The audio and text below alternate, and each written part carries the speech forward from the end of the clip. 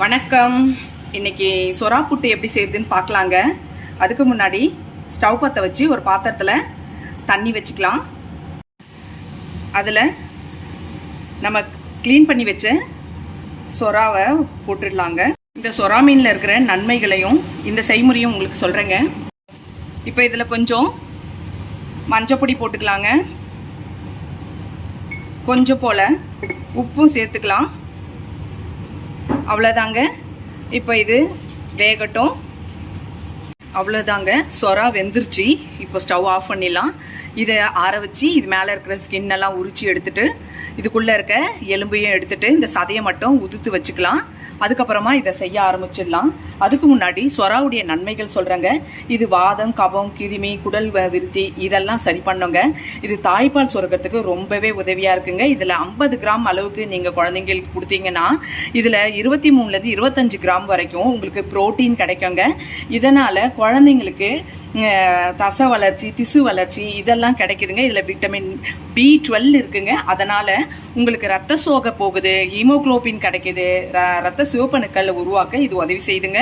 அது மட்டும் இல்லை, இதில் நம்ம எனர்ஜியாக இருக்கவும் இது ரொம்ப ஹெல்ப்ஃபுல்லாக இருக்குது. இதில் பாஸ்பரஸ் இருக்குங்க, அதை துத்தநாகம் இருக்குங்க, அதனால் செலினியம் இருக்குது, இந்த இரும்பு சத்து இருக்குது. இதெல்லாம் இருக்கிறதுனால உங்களுக்கு தாய்ப்பால் சுரக்கிறதுக்கு ரொம்பவே இது உதவியாக இருக்குங்க.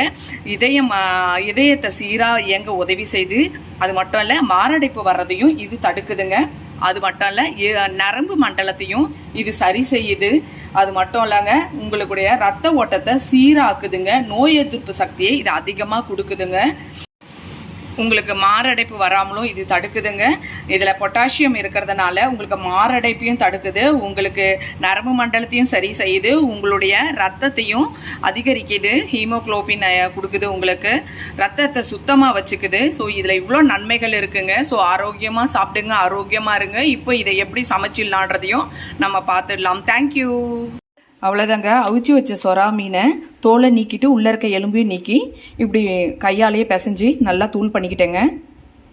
இப்போது ஒரு சின்ன துண்டு இஞ்சும் கொஞ்சம் பல்லு பூண்டுங்களும் சேர்த்து மிக்சியில் பொடி பண்ணிக்கலாங்க. பொடி பண்ணியாச்சுங்க. ஒரு பெரிய சைஸ் வெங்காயம் பொடியாக நறுக்கிக்கிட்டேங்க. கூடவே பச்சை மிளகாவும் ஒரு 3 பச்சை மிளகா கட் பண்ணி போட்டுக்கிட்டேன். கொஞ்சம் கருவேப்பிலை சேர்த்துக்கிட்டேங்க. குட்டி குட்டியாக நறுக்கினேன். பூண்டும் இதில் சேர்த்துக்கிட்டேன். ஏன்னா குழந்தைங்க இதை முழுசாக இருந்தால் சாப்பிட மாட்டாங்க, ஒதுக்கிடுவாங்க. அதனால் குட்டி குட்டியாக நறுக்கி போட்டது மட்டும் இல்லாமல் கொஞ்சம் இஞ்சி பூண்டும் பொடி பண்ணிக்கிட்டேங்க. அப்போது பூண்டோட டாமினேஷன் கொஞ்சம் அதிகமாக இருக்கும், உடம்புக்கு அது நல்லதும் கூட. அதனால் நான் இந்த மாதிரி சேர்த்துக்கிட்டேன். ஏன்னா ஜாஸ்தியாக இருந்ததுன்னா பசங்க அதெல்லாம் ஒதுக்கிட்டு சாப்பிடுவாங்க. இப்படி மிக்ஸ் பண்ணோம்னா குழந்தைங்க அப்படியே சாப்பிட்ருவாங்க, அவங்களுக்குள்ளே இந்த எல்லாமே இறங்கிடும். அவ்வளோதாங்க. ஸ்டவ் பற்ற வச்சு கடாய் வச்சுட்டேங்க. இப்போ சட்டி காயட்டும். எண்ணெய் ஊற்றிக்கலாம். 2 குழி கரண்டி அளவுக்கு எண்ணெய் ஊற்றிக்கிறேங்க. எண்ணெய் காயட்டும். எண்ணெய் காஞ்சிருச்சுங்க. இப்போது நறுக்கி வச்சுருக்கேன் வெங்காயம், பச்சை மிளகாய், பூண்டு, கருவேப்பிலை இது எல்லாத்தையும் நல்லா வதக்கிடலாங்க. பொன்னிறமாக வதங்கிருச்சுங்க.